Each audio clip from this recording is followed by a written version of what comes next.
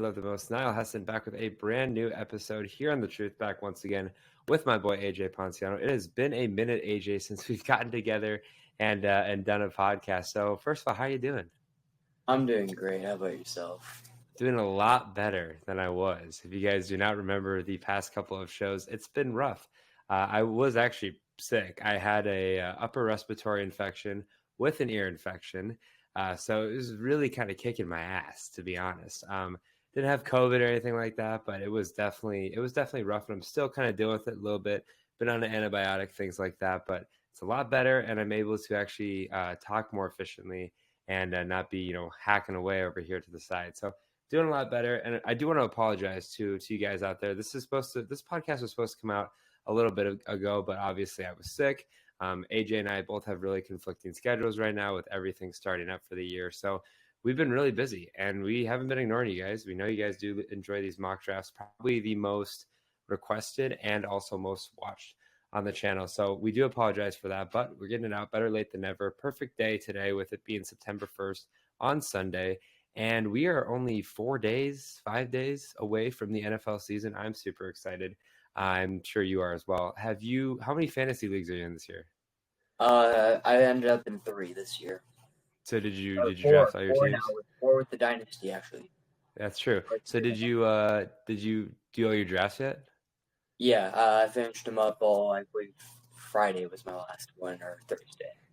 Yeah. So and then also I literally just finished my draft. Actually, it's with a bunch of the Coso guys. It's my personal league, but I basically have everyone that's from Coso. So just finished that one up. But yeah, now we're basically done as well. And this is the last mock draft that I'm personally going to do till the next off season. So it's super fun, super exciting. We couldn't leave you guys without the 16-team mock draft.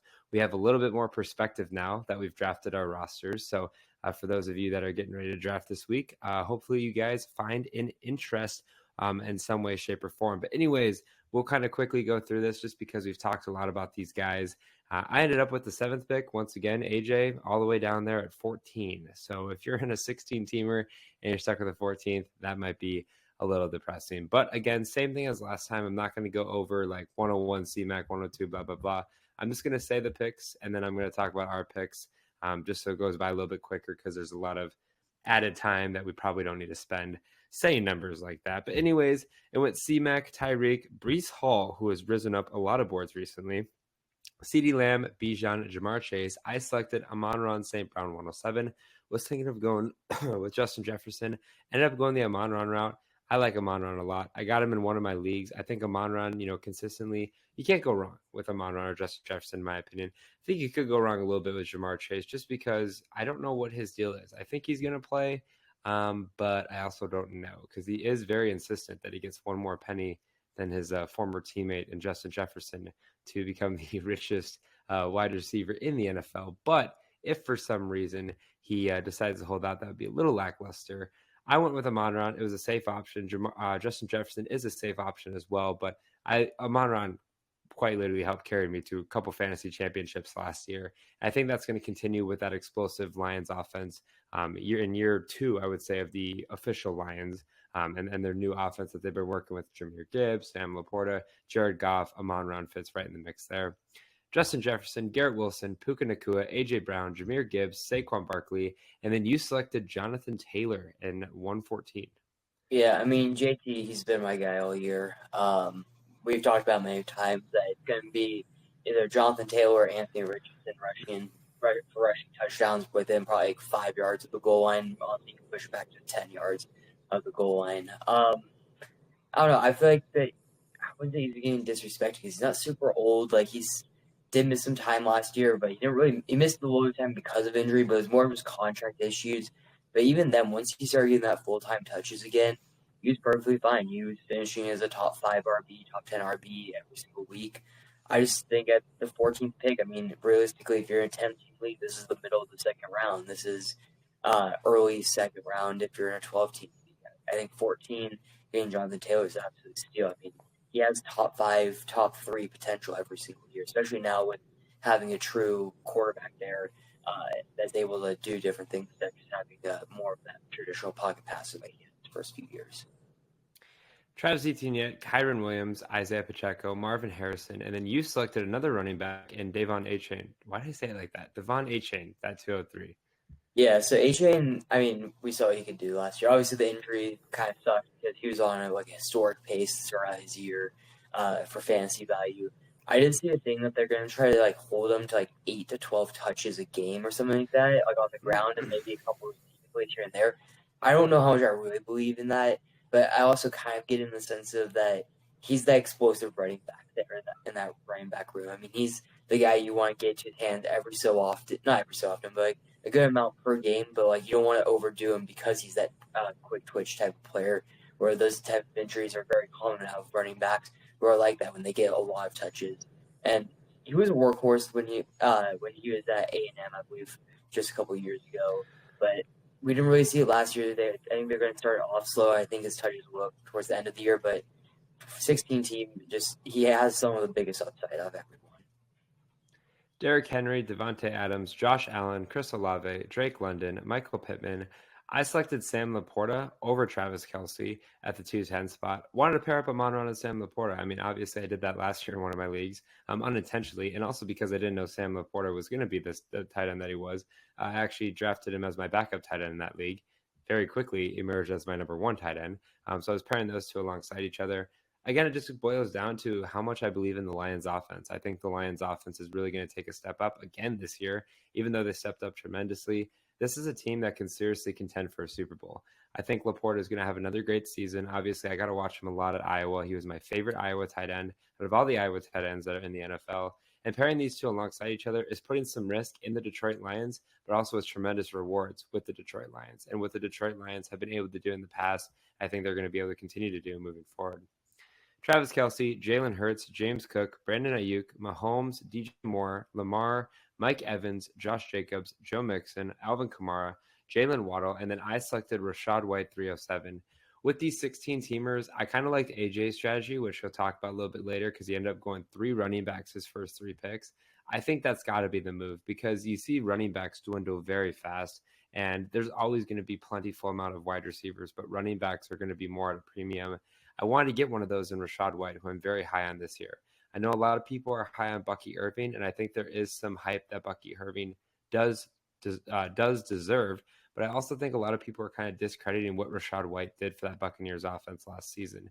I really like Rachaad White. I think he's going to step up to the plate and have a big, successful year. I think Bucky Irving has a chance to be a dominant force in the Buccaneers rushing and passing game, but I don't think it's going to go away from Rachaad White's production, to say the least.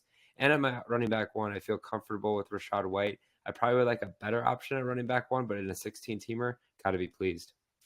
Nico Collins, Deebo Samuel, Cooper Kupp, Chris Godwin, DK Metcalf, CJ Stroud, and then you selected your third running back in a row, Kenneth Walker at 314. Yeah, like you mentioned, a lot of these running backs, they go off the board super early, and in a 16-team league, you want those for sure touches. I mean, I get, like I mentioned with HN, that they're not going to give us as many touches, but his explosive plays should make up for it, especially if he's able to have 3 to 4 of those a game, where he's able to break it out. But Kenneth Walker, I mean, he's the RB1 there. From what I've heard reports also, that Washington head coach, we obviously know him as Washington coach last year now with the Seahawks, threw the ball a lot, and they didn't really know if any of the running backs on this roster could be that receiving back. I guess Kenneth Walker has been really proven that he could be that receiving back there and be a 3-down back, which there was a lot of question marks there. He was the best receiving running back. But honestly, if he's able to get a majority of the touches in the backfield, I mean, I have my complete RB room. I can just focus on wide receivers up to this point. It's just kind of those positions that I'd rather have that dual threat with guys like Taylor, like a HN, like a potentially Kenneth Walker, just guys who are going to get touches as much as possible. Stephon Diggs, Amari Cooper, Malik Neighbors, Keenan Allen, and then you get your wide receiver one in Devontae Smith. Yeah, I think Devontae Smith is a great wide receiver one, especially going 3 running backs. I mean, we saw what he's able to do. I mean, even with A.J. Brown there, they've had great years, over 1,000 yards. I don't think last year, but 2 years ago, had over 1,000 yards. Saw a good season last year. I mean, Devontae Smith is a guy who won my main leagues. I paired him with Jalen Hurts already, won my actual leagues. I don't have Jalen Hurts in this draft, but Devontae Smith, I mean, he's the best wide receiver 2, in my opinion, in the NFL, and with getting that in the 4th round. Trey McBride, James Conner, Ramondre Stevenson, Dalton Kincaid, Anthony Richardson, Kyler Murray. I selected Aaron Jones 410. Running back 2, this could be a little bit spotty just because it is Aaron Jones, but I've started to develop more of an appreciation for Aaron Jones. I am a Vikings fan, which obviously is going to influence this decision a little bit, but I also know the Vikings as a whole, and I know Aaron Jones is going to be the PPR running back. Ty Chandler, I've mentioned it before, is just not very efficient in the passing game. He can catch passes, but he's a terrible pass blocker. I feel like I said every mock draft.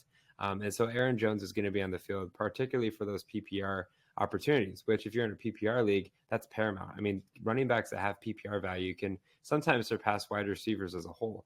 I understand if you're not in PPR leagues, maybe you're going to avoid Aaron Jones and what he's able to provide, but Aaron Jones is still going to be a very efficient runner and an overall great running back for the Vikings. I think a lot of people are counting him out. He's going to be a good budget guy. He's a guy that you could have as your RB2 that is drafted way lower than people are anticipating RB2s to be drafted. So I think it's a win-win situation. I think the situation is absolutely perfect for him.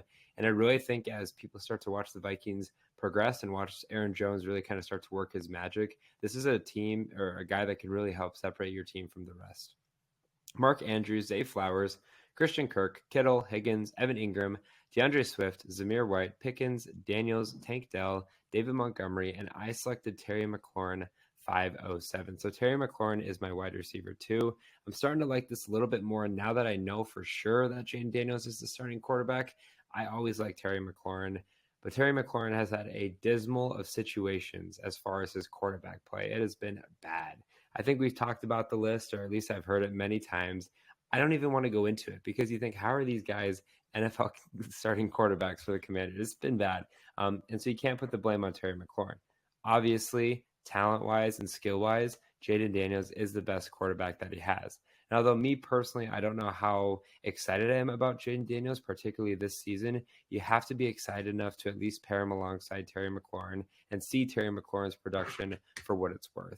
I think this is the year that you can finally see Terry McLaurin kind of start to seep through the shadows a little bit and really emerge as that wide receiver 2, potentially wide receiver 1, depending on the play there. They also recently got rid of Jahan Dotson to the Eagles, which opens up more opportunities for Terry McLaurin to get those wide receiver options and overall be a good wide receiver for the Commanders.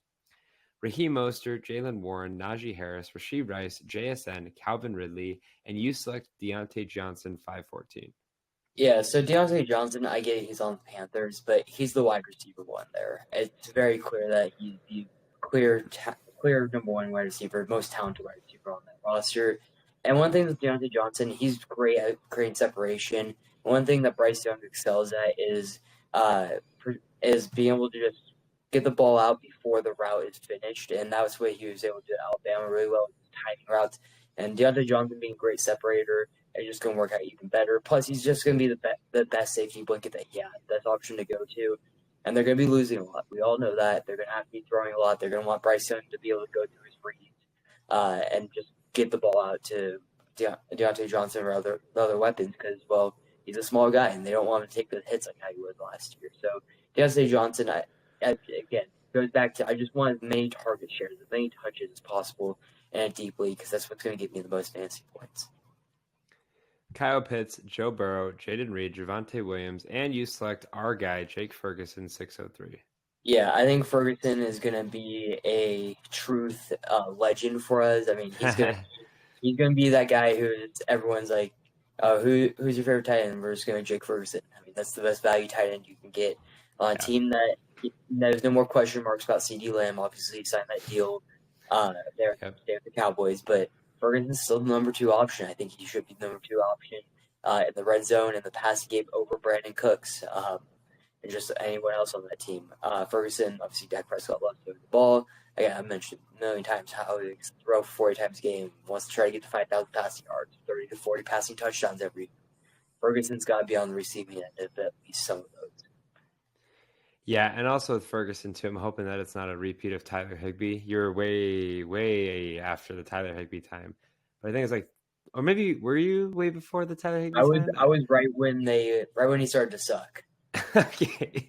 Well, I had said, I think it was a little bit before your time. It's like 3 or 4 years ago. I'm like, Tyler Higbee is the next guy, and he was terrible, absolutely terrible. That's when Tyler Higbee just started sucking. He had that one good year, and so it's kind of been a bad stigma ever since then. But I feel more confident about Jake Ferguson than I ever did Tyler Higbee. Christian Watson, Dak, Tony Pollard, Jordan Love, David Njoku, Devin Singletary, and then I select my quarterback one, Brock Purdy, 6'10". I like Brock Purdy. I mean, I think if you're talking about guys that are going to be consistent, Brock Purdy is going to be consistent. He's got tons of options to throw the ball to as of now. I mean, obviously, Ayuk got that deal. Debo, he has not gotten a new deal, and he hasn't gotten traded. He's still on the roster. Ricky Pearsall did get shot, but overall, there's still some options to throw to. You got Kittle, got guys out of the backfield like C-Mac. I believe Elijah Mitchell's out for the year.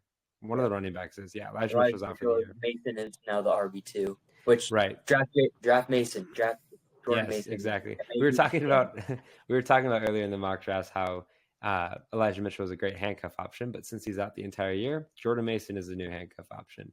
But yeah, anyways, the point is Brock Purdy's got a lot of options to throw to, and he reminds me a lot of a quarterback that really just kind of was just gifted his success, right? And he's gonna be one of those guys that kind of puts up CJ Stroud type numbers where he has like 30 touchdowns, like 5 interceptions, strictly because his offense is so good. So that's a win-win situation right there, especially in a 16-team league. I'm not going for a top quarterbacks. I'm going for roster building quarterbacks. And Brock Purdy, just like he commands the offense in San Francisco, will command my offense for my fantasy team. Jared Goff, Brian Robinson, Marquise Brown, Roma Dunze. After Roma Dunze, Zach Moss, Brian Thomas, Tyjae Spears, Xavier Worthy, Caleb Williams, Lab McConkey, Cortland Sutton, Gus Edwards. I select my guy, Jordan Addison. I love Jordan Addison. I know he kind of has been dealing with some off the field stuff, but he's back, good to go. Wide receiver 2 for the Vikings, and I really think that his sky is going to be, or his ceiling is going to be super high. Really ceilings to the roof. And I mean, there's some good options at the wide receiver spot, but Jordan Addison is going to be a consistent number 2 option for the Vikings, and one that a lot of people should really start considering as time seems to move on here. And the Vikings really continue to establish themselves with Sam Darnold at the quarterback position. D-Hop, Eckler, Jonathan Brooks, Chase Brown, Tyler Lockett, Jameson Williams, and you selected Tua Tagovailoa. Yeah, so Tua kind of like Purdy, where he just has a lot of great options to go to. It's the system that's going to really make him get for his fantasy points. It's one of those things that I've never been a big Tua guy, but you know what? He had Tyreek, he had Achane, which now I'm pairing up the quarterback and should be RB1 for this team. But I mean, he just has all the options that he needs. Same with Brock Purdy. I'm not drafting, like you said, not drafting a quarterback that's going to be the league winner, but drafting a quarterback that's going to be a team builder for me. Justin Herbert, Jerome Ford, Romeo Doubs, Niners D, and then you selected Zeke Elliott 803. Yeah, so Zeke is one of those guys that I feel like he's going to have a lot of touchdowns this year. He's someone I've also been drafting because he's lost weight. He's basically reports are saying he's back to like 2019 Zeke, like not rookie year Zeke, like a couple years in. But you know what? I think his touchdown value is going to be there. He's good.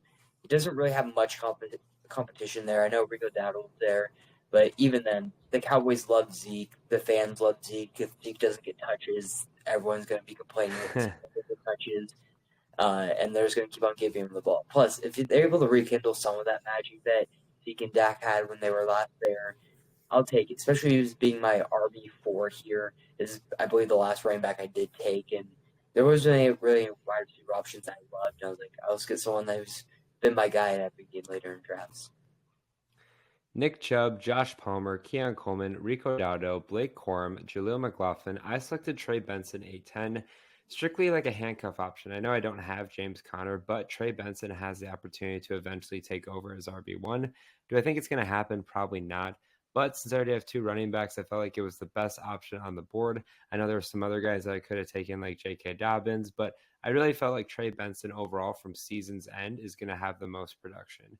The Chargers running backs do scare me a little bit, even though they're going to run the football a lot. J.K. Dobbins was the guy that literally has like torn his ACL. Like it seems like the first game the last 2 seasons. So I can't trust him to be on the field. I can't trust some of these other running backs. But Trey Benson is still coming off of an injury, had a tremendous career there at Florida State. all in all, I think even though he won't be the RB1 on Arizona, at least to start the season, he could really complement James Conner well, who, for the record, is starting to age a little bit. He's getting a little bit older. He's been in the league now for a period of time, and he seems like a really safe option to really have, especially if you're trying to take a risk and kind of mess in a little bit and see what you can get. I think Trey Benson is a really safe option. Ravens D, Jacoby Myers, Rashid Shaheed, Chuba Hubbard, Curtis Samuel, Gabe Davis, Brandon Cooks, Brock Bowers, Khalil Shakir, Adam Thielen, Mike Williams, J.K. Dobbins, and I selected Josh Downs. Again, I like the Colts wide receivers for some reason. I've never remembered in my fantasy career liking Colts receivers as much as I like the Colts receivers this year. Obviously, Pittman, A.D. Mitchell, Josh Downs. There's a lot of great options for Indianapolis. I think a lot of that, too, is the fact that I really like Anthony Richardson and really curious to see what his development is going to be. But I also know for sure that if Anthony Richardson were to go down of injury, Joe Flacco is the number 2 option. And Joe Flacco really transformed that Browns offense last year and really put some questions into people's minds. If Deshaun Watson was healthy, what Cleveland was going to do. They're obviously probably going to go back to Watson, but Flacco really showed, at least until the playoff game, that he was, definitely deserving of a QB1 start. But anyways, the whole point of that is the wide receivers are going to get a lot of opportunities. And I know, obviously, that Anthony Richardson is a rushing first quarterback, but there is a certain level where the Colts are going to want to have Anthony Richardson not rush as much, just because he's obviously shown injury prone this in the past, but also just to preserve him as long as they can. So there's going to be a lot of thrown in the air. Kind of reminds me of like a Jordan Love situation where Jordan Love definitely showcased his legs in college, not to the level of Anthony Richardson, but a guy that really kind of establishes himself as a pocket passer. So Josh Downs fits right into that mix there, a guy that could have a lot of success for the Indianapolis Colts this year. Jerry Jeudy, Zach Charbonnet, Ty Chandler, Demario Douglas, Freiermuth Browns, and you selected Dontavian Wicks. Yeah, so Dontavius Wicks wasn't really on my board early on the year, and it was more you put me on these last few mock drafts talking about him. You try your best. You've had some bad days. But no, this is one I really like. I think later in drafts, great guy to pick up. I mean, I think they're going to try to incorporate him in this offense a little more. I think he's personally probably a better wide receiver than Romeo Dobbs. I think that he should excel past him this year. And also the question marks around Christian Watson still. Last 2 years, I believe it's been a hamstring injury that's taken him out for at least or roughly half the season, right around 6, 7, even 8 games at times. But again, I think he could really step up in this offense. Jake Reed is there, but we both kind of expect him to be more that dual threat guy, that Deebo Samuel type, which he showed a little bit last year. They need some true wide receivers. I think Wicks can really turn that, especially with Love. He's able to keep on taking steps forward through his progressions, be able to just find the open guy. I think Wicks will be one of those top guys in the target. Bucky Irving, A.D. Mitchell, Dallas Goedert, Ray Davis, and you selected Trevor Lawrence, 1003. Yeah, so I wanted to get my second quarterback. I know I have Tua, but I really like Trevor Lawrence this year. It could be because I have him in my Dynasty League also, and I'm just really hoping that he's able to pan out for me. I like Trevor Lawrence too this year. I just drafted him, so. Yeah, I think Trevor Lawrence, he has some of the best weapons he's had his entire career. Obviously, he has ETN in the backfield, but now he has Brian Thomas Jr., one of my favorite wide receivers from this past draft. Honestly, could have been the wide receiver 1 if he was drafted last year or if he stayed another year and was going to go into the draft this next year. I still have Christian Kirk. He had a great connection there until Kirk got injured. I don't know. I just really like the situation for him. He just got paid. Hopefully that doesn't kind of slow him down and make him complacent with what he already did last year. But I'm still a big fan of Trevor Lawrence. And Tua, you never know with him. So I need someone who can actually be a little bit of a playmaker. Jahan Dotson, Antonio Gibson, Xavier Legette, Jalen Wright, Marshawn Lloyd, Darnell Mooney, and Rashad Bateman, 10-10 I selected. Guys, Rashad Bateman's the wide receiver 2 for Baltimore as far as wide receiver 2s are concerned. Obviously, Andrews is probably the number 1 target. Zay Flowers number 2. But on the depth chart, Rashad Bateman is the wide receiver number 2. And the Baltimore Ravens have stressed that they want to get Rashad Bateman going. I mean, I think they drafted one wide receiver, if I'm mistaken. It was a late round selection. Like they didn't go out and get a guy, right? Like they didn't go out and get a first or second round guy to kind of fill in the role. They trust Zay Flowers and they trust Rashad Bateman. So there's going to be a heavy emphasis to really get them the ball. I think Rashad Bateman, especially for this value here in the 10th round, it's going to be huge for your fantasy teams because you're getting a guy that is wide receiver 2 capabilities on a team like the Baltimore Ravens, who could go all the way for a Super Bowl this year. So I think the situation is absolutely perfect for him. I think as you continue moving forward with your drafts, getting a guy like Rashad Bateman is going to absolutely be huge and could have really profound impacts as time moves on here. Since that's basically all the main picks, I'm just going to talk about or say the picks that went through here, and we'll kind of wrap things up. Dylan Lobby, Michael Wilson, Jalen Polk, Bears, Jets, Algier, Cowboys, Kendre Miller, Khalil Herbert, Dalton Schultz, Hawkinson, Traylon Burks. I selected Braylon Allen, Cole Kmet, Demarcus Robinson, Malachi Corley, Jermaine Burton, Kamani Vidal, Jordan Mason. AJ selected Marvin Mims, Roshan Johnson, Steelers, Audric Estime, Greg Dortch. I almost just said Greg Torch. Jalen McMillan, you selected Luke McCaffrey, Chigozin Ogwonku, Luke Musgrave, Bills, Taysom Hill, Miami Dolphins defense, Alexander Madison. I selected Justice Hill, Tyrone Tracy, Chiefs, Kenneth Gainwell, Tank Bigsby, Wandale Robinson, Damian Pierce, Clyde Edwards-Helaire, Hunter Henry, Jamal Williams, Miles Sanders, Elijah Moore. I selected Kirk Cousins, of course, as my backup quarterback, Will Shipley, Keaton Mitchell, Evan Hull, Samaje Perine, Jameer Jefferson, never heard of him before, running back for Detroit. Cordero Patterson, Tyler Conklin, you selected as your backup tight end. Isaiah Likely, Trey Sermon, Mike Gesicki, Stafford. Of course, you had to get Jay Tuck. Diami Brown, Brandon Aubrey, Harrison, never heard of him before. Brandon Aubrey, Harrison Butker, Rodgers, Eagles, Foreman, Texans. Rashawn Ali, Baltimore Ravens running back, never heard of him before. Jason Sanders, Team 4 selected Tyson Williams, running back, not on a team. So really getting towards the end of the draft here. Roman Wilson, Noah Fant, Kate Otten, Fairbairn Bass, Hopkins, McPherson, Saints, Moody Elliott, Koo, Gay, Dicker. Wow, Gay Dicker, back-to-back. That is iconic. Seahawks, Colts, Zerline, Lions, Myers, and Carlson. That is a wrap for the mock drafts. That is a wrap for this 16-team mock draft. We really do appreciate you guys' support. Sorry we kind of ran through this one quickly. Well, for starters, this is a long draft to begin with. For seconders, this is also supposed to be posted a while ago, so we want to get this out. And for third, I mean, guys, it's fantasy season. If you're not drafting right now, what are you doing? So hopefully you guys did enjoy it and you enjoyed these mock draft series. I know you guys were big fans of this one. As always, thank you guys for listening to another episode here in The Truth. If you guys did enjoy it, make sure you follow The Truth on Twitter, The Truth as one, to stay up to date with the latest information regarding The Truth, including podcast dates, podcast uploads, and other important information you don't want to miss. Make sure you guys also follow The Truth on Instagram and TikTok at the.tt.truth as well. Are you looking to find a drink that offers peak hydration, raises your energy levels, speeds up your recovery, and keeps your mind sharp through focus and memory? Look no further than the Acid Rainwater. I'm excited to partner with Bloodline Sports AZ and Acid Rainwater, which focuses on peak hydration and productivity, while also maintaining an ecosystem-friendly product. Use code HESSON15, that's HESSON 15 for 15% off every purchase. As always, I'm your host, the one you love the most, Niall Heston, joined once again by AJ Ponciano. Take care and good night.